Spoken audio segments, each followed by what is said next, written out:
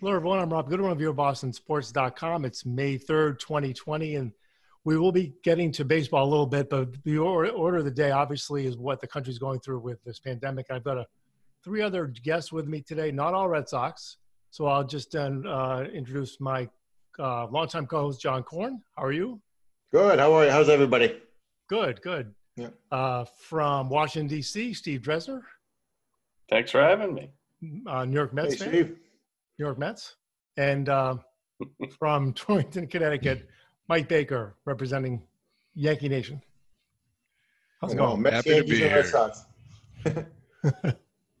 So, with this situation, so many, people to think about who are serving the public, both, the hospital workers, everyone medical, people that are in I think about the people that are in the food chain, from beginning to end, sacrificing so much to do their jobs and, really serving us and those that have lost loved ones, those that are ill. I think this is probably this is the biggest domestic challenge in my lifetime. Easy. And I know that you guys have been touched in one way or another by this. So I know, John, you have a couple relatives in the healthcare field. Do you have any kind of feel for them of what they're telling you, what they've been telling you? It's been about a month, I think, since you and I got together.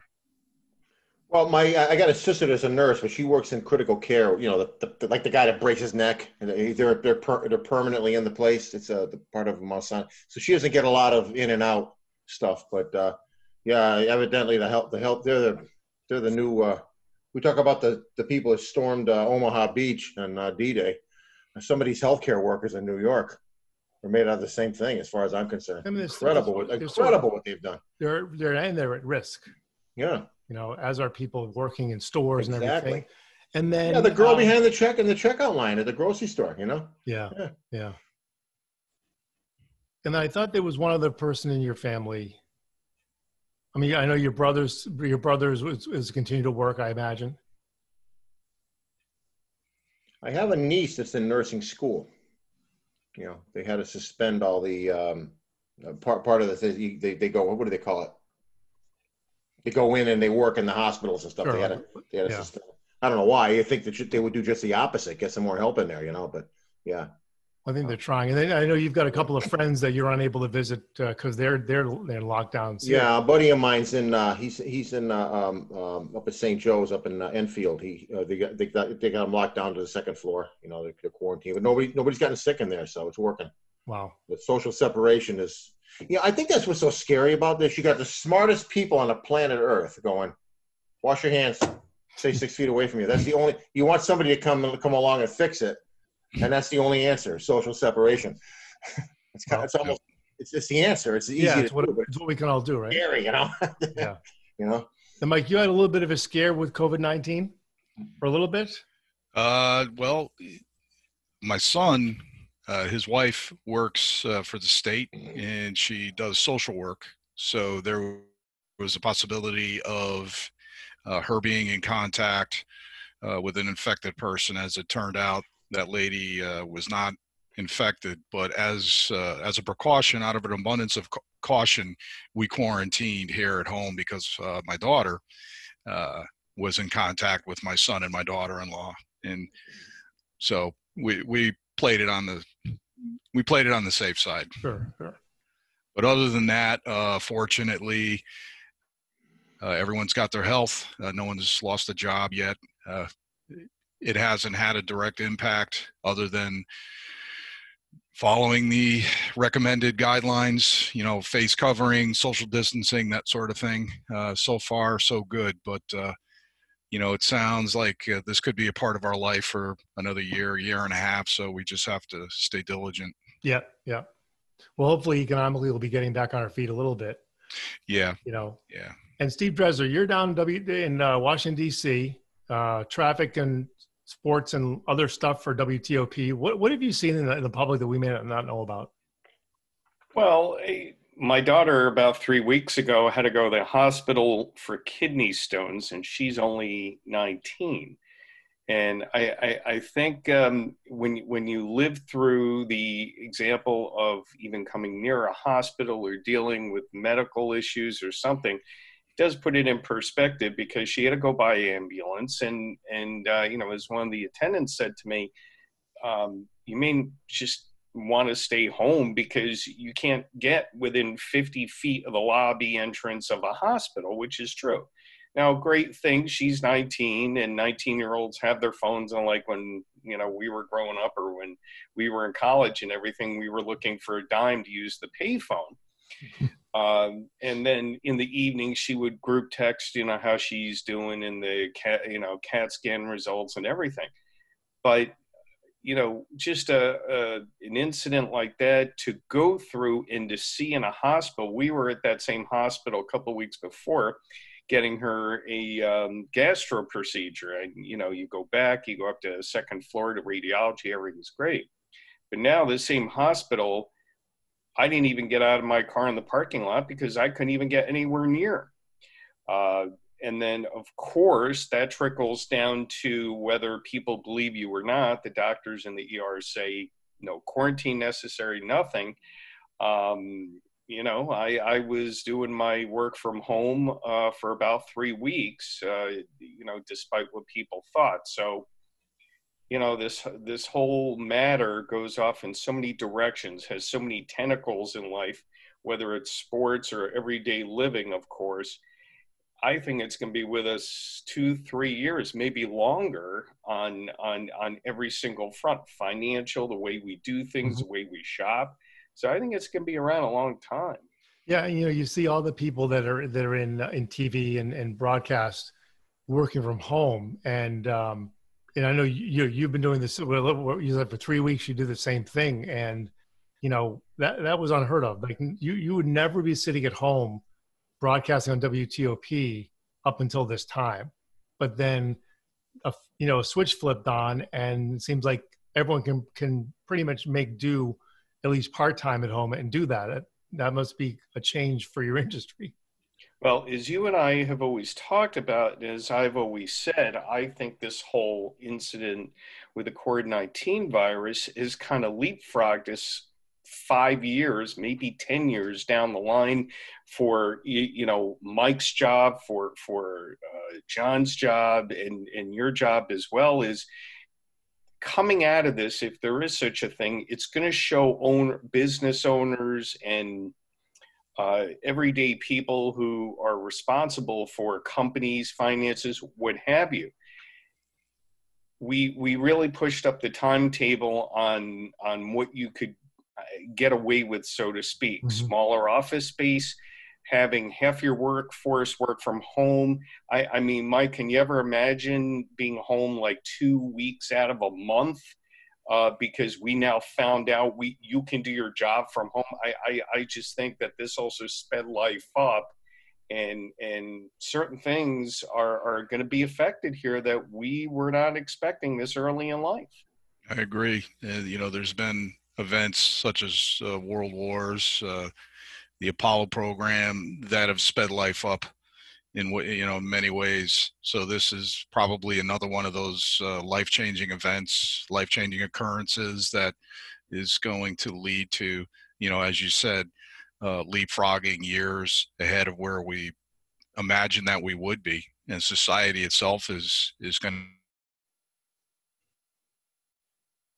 I guess we lost Mike for a second there. Interconnected everything and everyone is. Eventually, food service, everything is just so interconnected. You take it all for granted. Yeah, and John, until something like this happens. And Corn, you and I have talked. I mean, your job modernizing to the point where you could be at home a good part of the time makes so much sense. And do you think this will accelerate that process for you? A little bit, not as much as you guys are. Yeah, in my particular situation, a little bit, but I still need to. I'm probably working about 10 hours a week from home. I need to get out there into the land records and stuff. But yeah, I can see some of that.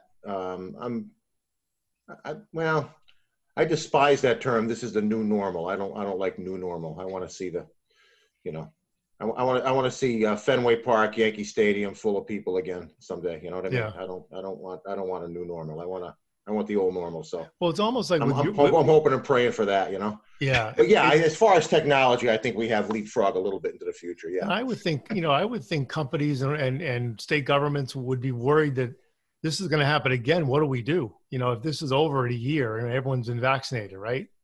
I think viruses happen again. Historically, viruses disappear; they vanish in the thin air sometimes. Yeah. And I don't know why everybody believes this is absolutely going to come back.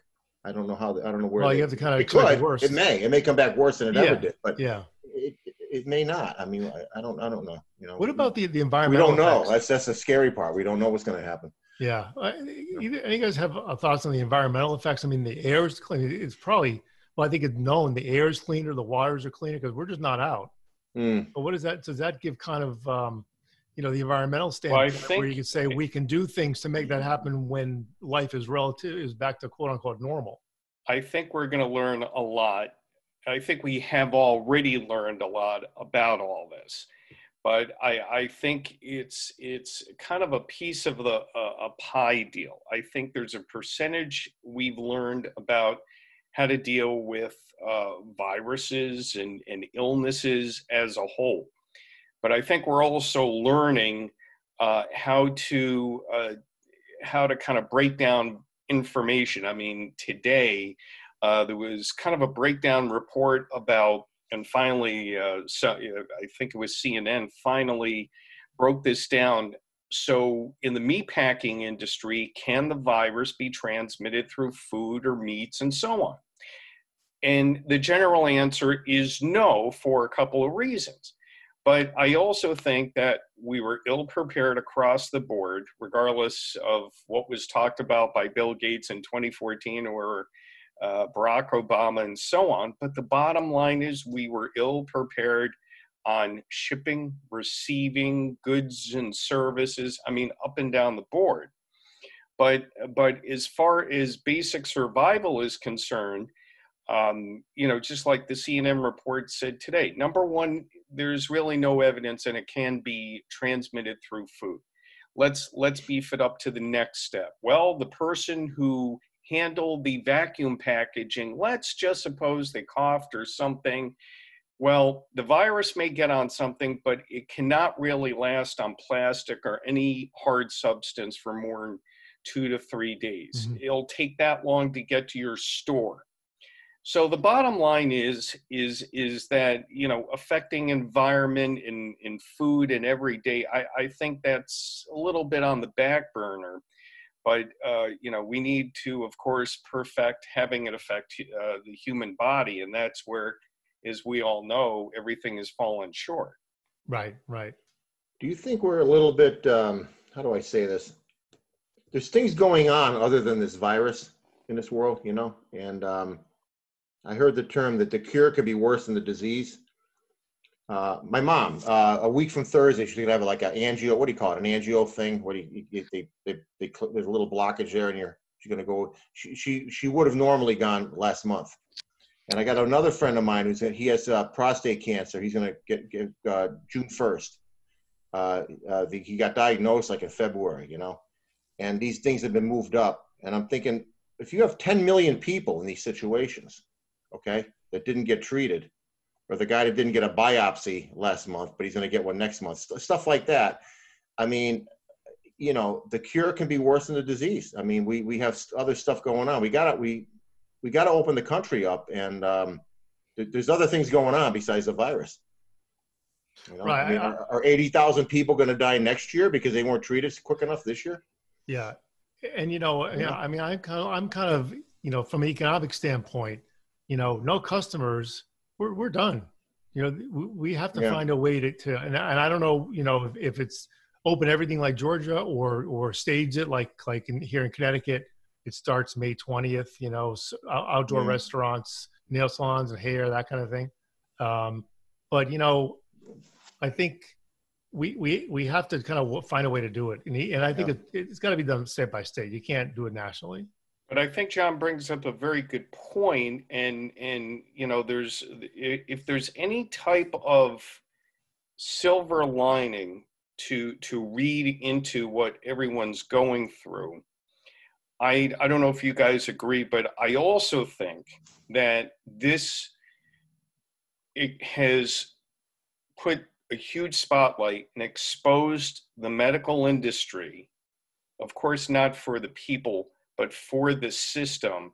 And of course, with all the Capitol Hill politics down here and so on, and just the last 20 years, as far as medical insurance, the whole 10 yards, I'm starting to come over to the side where there's a good thing here that the medical industry has been kind of exposed to what needs to be fixed. So if there's any good to come out of all this, that may be one factor. And it may have taken something as drastic as this to produce some good. Yeah, I mean, there have to be changes. Because like you said, we're learning, better for worse, we're learning a lot of things here. And I think the media has to get a little bit, I mean, they're showing all these protesters and, making them out to be, most of these protesters are guys that have lost small business. They're done and they're frustrated. That's what 90% of them are. They forget to add that fact in, and, like you said, we got to figure out a way to open up. I know how to stay 6 feet away from somebody. I don't need the governor of Connecticut to tell me how to do it. And it does get frustrating after a while. The country belongs to the Americans, and the government does have a right in a crisis to step in and temporarily suspend your rights. Absolutely. But there's a point where, okay, we got to start reversing this here. And I guess Georgia's the big guinea pig here. If there's no spike in Georgia, maybe the other ones will feel more confident. But yeah, see what happens. And the numbers are we don't know how accurate they are. They said 1,000 people were positive in Georgia yesterday, but that's because there was more testing, not necessarily because they opened the state. Yeah, no, it's just the testing hasn't caught up yet. And I mean, as of yesterday, the CDC said there was somewhere in the area of 1,090,000 or so known cases with almost 65,000 deaths. That's what we know about. But again, because we haven't had the widespread testing, we just don't know all the true numbers. Well, and then, and someone found a CDC table just, I think, as of a couple of days ago that said they revised the numbers of people who passed away downward because they died of something else. But you'll probably see that swing in both directions because the other day, a few days ago, they referenced a woman who died out in California back in early February, who was originally supposed to have died of a heart attack. As it turned out, her heart was ravaged by COVID-19. So you'll probably see the numbers. We'll never know for sure, but as you start seeing states gradually start reopening, and I saw where Colorado is starting to follow suit. I think there's 7 Republican governors and 2 Democratic governors are starting. So, to your point, Rob, we definitely need to open the economy, and I think it's going to happen on a step-by-step basis. It's because we're in uncharted waters. We have to do it carefully. And what John said about the cure being worse than the disease, yeah, absolutely. We don't want the cure to be worse than the disease, but there's got to be a middle ground somewhere. So I think the safe bet is to do it incrementally, and even at the state level to do it incrementally within the state as well. So without question, I definitely think in the next month or so, and I'm certainly not an expert, but it's just the gut leads you to think that things are going to start opening up, and common sense will prevail, and what makes sense will prevail, I think. Right. I mean, the grocery store model, you let a certain number of people in, right. And that way you could, because, compared to a month ago, I can tell you that there's a huge difference in the grocery store as far as, the volume of people. It makes it easier to social distance than it was a month ago. Yeah, exactly. It's a huge difference. If you're elderly or you have something wrong with you, you stay home. I mean, you have to. Right. That's common sense. Common sense plays a huge part in all of this. It plays a huge role in this. Yeah. Opening up now is great, meaning stores, restaurants. I mean, you could sit every 2 seats in theaters. All of that is fine. We're going to come back to, I'm sure you guys will agree in some shape or form, we're going to circle back to controversy. The first minute you hear of any type of NFL game, in this case probably baseball, I don't think it's realistic to expect hockey or the NBA back at all for the remaining of the year. But let's just say baseball. The controversy is going to come up is that, are we at the right time to even sit 4 seats apart at a baseball game? Mm-hmm. And, right. you know, unfortunately, we're going to have to get used to the way things look now. As of right this minute, the NFL would probably open up on time. They could, as you probably read today, an article talking about if the NCAA football season doesn't start on time, the NFL wants to also play Saturday games. Hey, great. But the bottom line is that I would almost stake the whole, as they say, the whole bank on the fact that at least September and October, you are going to have NFL football with no gate, no fans, nothing. And then it's left to the broadcasters and so on to be creative, to bring it to you, bring every facet to you of the game. And now you're up to November, and then you're going to have the people on Capitol Hill say, oh, wait a minute, we're told in the winter we're going to have round 2 of this whole virus thing. So it's, you know, I think we'll be okay on the initial open, people returning to work. But look out when we start really getting into the meat, when sports returns and so on. Concerts, the difference stuff of like opinions are going to be, and you guys know, there's going to be a lot of different schools of thought here about whether to let fans in or not. You think we're going to have baseball? I think we will have a baseball season. It will start like July 1st. But, John, I don't think we're going to have any fans. I really don't. I think, you know, the bottom line is they want to get it in. No one wants to lose money. It's going to be as crazy, wild structure as any of us would think of it. Again, as you guys probably heard, you're going to have maybe 8 teams from Toronto, the Mets, the Pirates, the Red Sox, Yankees, Nationals, playing a regional division. I mean, it's nothing about it. It's going to be normal. But you want to know something? Right. I'm sure you guys will agree. Even watching it on TV is going to be such a thrill. Yep. Sure. Can't wait. And you know, it's not for debate right now, but I've always liked interleague play. But as long as you, which some people don't do this, as long as you keep in back of your mind, it's just pretty cool. They've even started playing, when they do, you know what? Who cares what division, who, what, where, when? Right. And they were talking about, you know, 7-inning double headers. You know, I think they should make it like we were kids. Everybody bats. You know, 1 to 25. Well, bats. You know, you're getting now too specific. I mean, you know, just the rules are going to be crazy. Sure. The divisions are going to be crazy. My opinion. My only line of it is, if you don't like it, save it until the end. If you want to go and have a debate about whoever wins the World Series this coming year, whether it should be an asterisk next to the team name, great. Save it until the end of the year. But just by the mere fact, as John said, I think we're looking at July 1st to realistically start up baseball. I don't think we're getting NBA. I definitely don't think we're getting hockey. NCAA football, I'm not sure there's going to be a season. I'm not sure about that. The NCAA, as you know, is a mighty powerful organization. But there comes the NFL swooping in, trying to say, okay, clear the way. We're ready to go.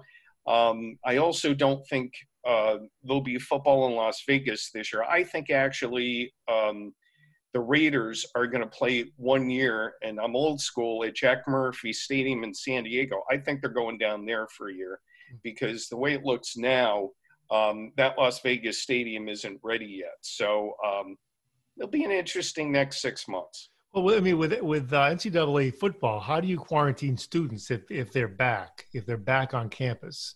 How do you quarantine? It's not that way. I will tell you this. I don't think the NC2A or the institutions will even let it get that far, because right now we're talking about schools canceling their fall semesters and having it virtual. It starts there. If that's the case, there isn't going to be any football. Plain and simple. Right. So, and then to complicate things, what are you going to do when, Boston University, I think, started the original, we may have the fall semester by virtual.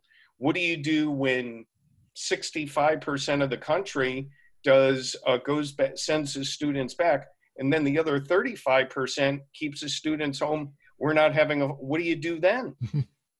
So it's going to get complicated. It is. And the NC2A can't go telling schools what to do academically. Sure. So that's where it's going to get a little complicated. All right, I'm rooting for the Orioles. Well, what about minor league baseball? For the MLB championship. What about minor league baseball? Some of these places, they don't fill a place up like Beehive Stadium. A couple thousand people will show up. Can you have minor league baseball? You guys know how many? Did you guys know the number of minor league teams? Did you guys know that number you heard about? Do you know how many minor league teams are in baseball? You mean affiliated? Yes. 160? Okay. Well, you probably cheated, but 140, 140. Yeah. I had no idea. That's a lot. Sure. I don't know what the cuts are going to be, meaning the teams that have folded. I heard.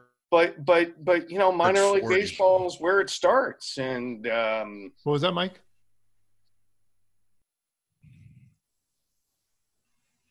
We didn't hear what you said, Mike. As far as cutting the minor leagues, I somehow saw 40 last week mentioned as a figure. It's a lot. Yeah. I mean, if you're talking 160, give or take, to contract 25%, that's pretty serious. I mean, a lot of them actually playing. You can control the amount of people that go into. It's not like a restaurant, but you can control the amount of people that go into. Like, for example, Beehive Stadium. It's not as big as a minor as a. Do you know where I'm going with this? It's a smaller venue. Sure. Could you have minor league baseball maybe, or with 1,000 people separated? That kind of stuff. You couldn't do it. You couldn't do it at Fenway Park, but right. Well, guys, we're about out of time. I was just notified by Zoom they have extended us. I'm not sure for how long. Oh. So well, why don't we can keep going until we get another warning. How's that? So I think as far as baseball is concerned, I mean, John, you're right. Like the grocery store model, perhaps. Right. I don't know. And the teams being contracted. I mean, a lot of them. A lot of these organizations have 6 minor league teams affiliated, maybe because of the short season teams that they have, like Red Sox have Lowell. I don't know, that might be one of them. A lot of these teams, like I think Atlanta has 6 or 7, which is a lot. Yeah, I think six is about the average, and that doesn't count the Arizona Fall League, among other things. Right. Cape Cod League, which just canceled their season. The Red Sox have Rookie League. Yep. In Florida. Yep. Gulf Coast Rookie League. So you think it's single A, double A, triple A, but you got a couple others in there too. Right. John, you went to see the Sox in Greensboro? That's another one they have? South Carolina? Yeah. South Carolina? Yeah. Right across the street is Joe Jackson's house. So the Shoeless Joe Jackson's house, a little museum, yeah. The little museum, yep. Yep. But let's not forget, South Carolina still lobbying to get him into the Hall of Fame. But he took $500. I think it was He took $5,000 from the gamblers, even though he didn't participate in blowing any games. He still took money from the gamblers. That did him in forever. Yep. But let's not forget, the bottom line is major league teams in some shape or form, of course, are supporting their minor league teams. Part of the revenue sharing, the whole, is, I like to say, throw it all in the kettle. And, if there's not enough to go around, so to speak, I just hope this is a isolated situation where, we're not going to be seeing literally the minor league kind of crumpling as we know it on every level, Cape Cod League, Carolina League, whatever league. I just hope this isn't the start of the minor league world shrinking. Right. Well, any more than the contraction that's being planned, right?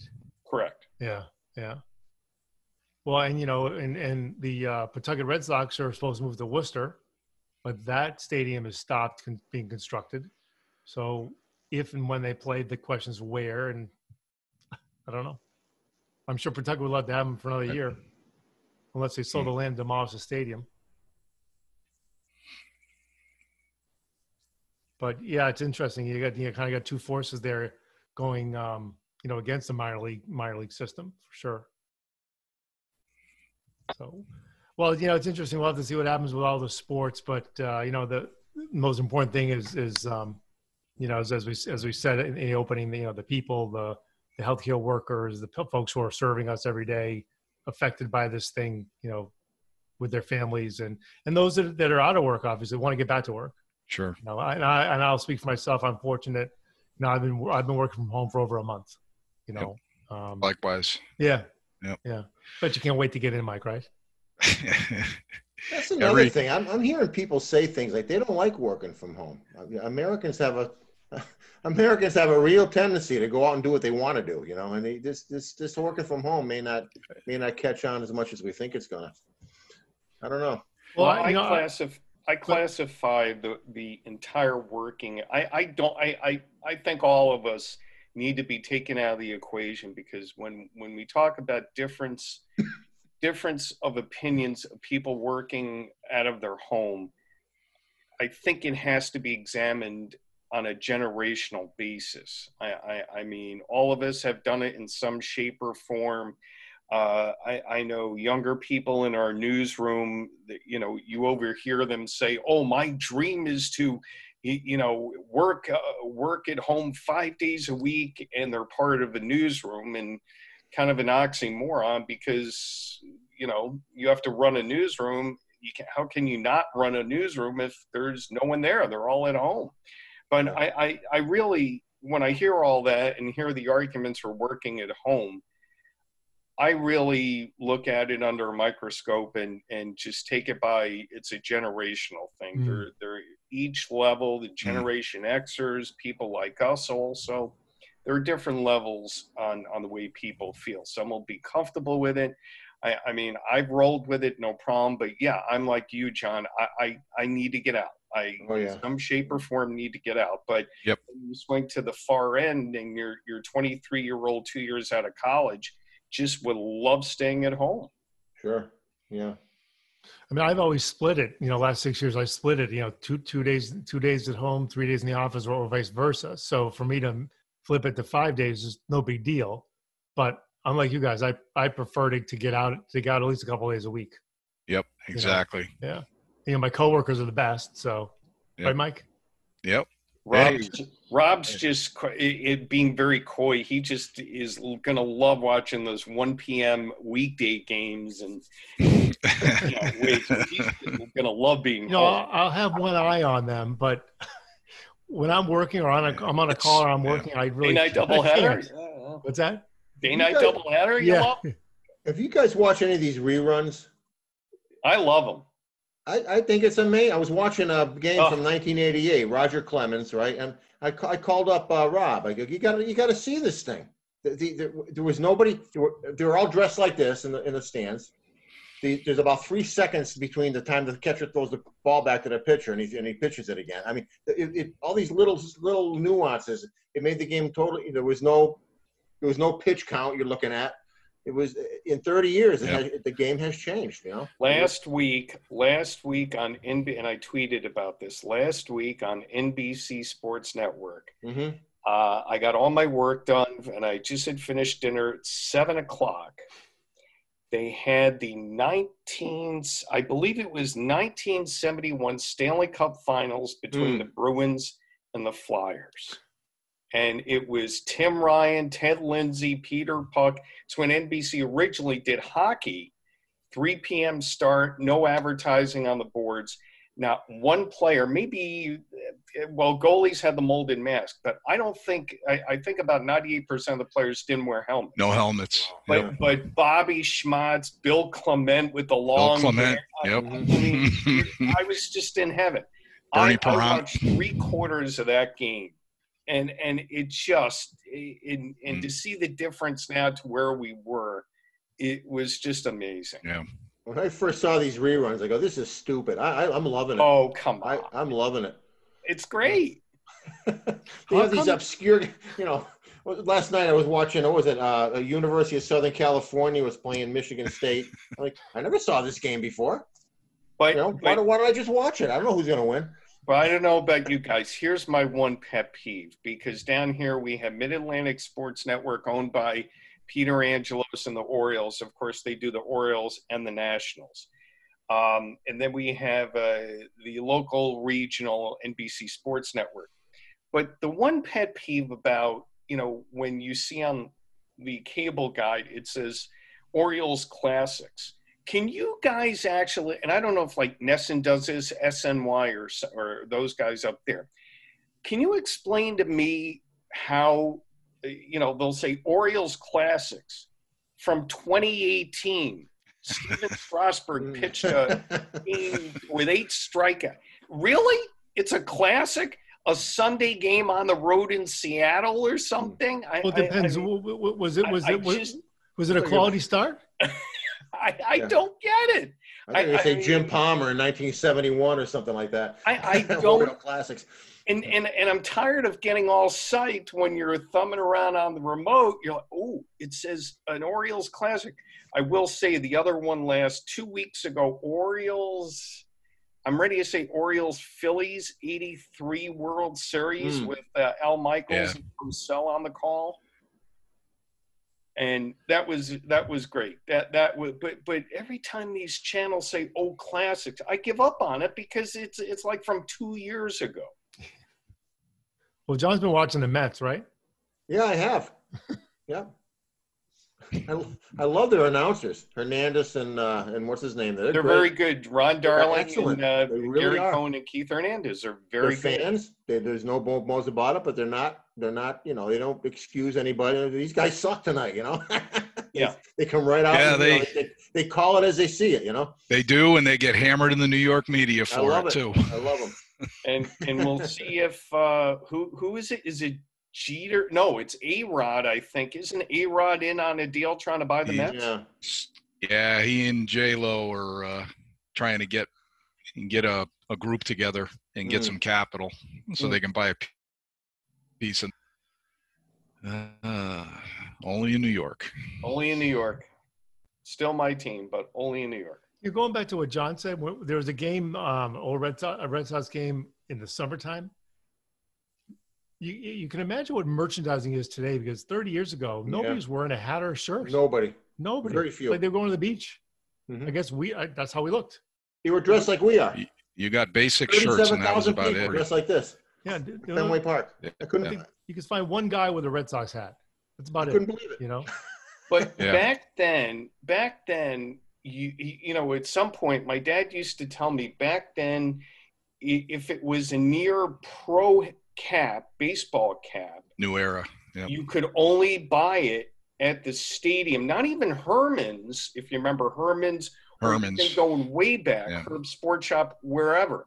You couldn't buy that there. You could only buy it like near the stadium or something. And I remember growing up, there used to be like a pajama top or a T-shirt of like a Mets Jim McAndrews one I had. I'll never forget this. But you were never able to get hats or no. And I remember my dad sent away for it, and this is how my brother used to get back at me. Besides punching me in the arm with his hand and his knuckle. Remember those fake batter's helmets that actually hurt because the plastic studs were holding the helmet to your head? Oh, yeah. And all you had to do is hit the person in the head lot of pain and everything. I mean, those you had to send away for. Right. It was almost all entirely mail order. Yeah. Yep. And now, you know, you could get Nats Stadium, Nats Park, everyone in red. Philly, everyone in red. St. Louis. It's crazy. Yeah, St. Louis, right, John? The Cardinals, yeah, you need sunglasses. Everything's bright red, the whole stadium, yeah. But I couldn't get over how much different. You're the one that pointed it out, Rob. Yeah.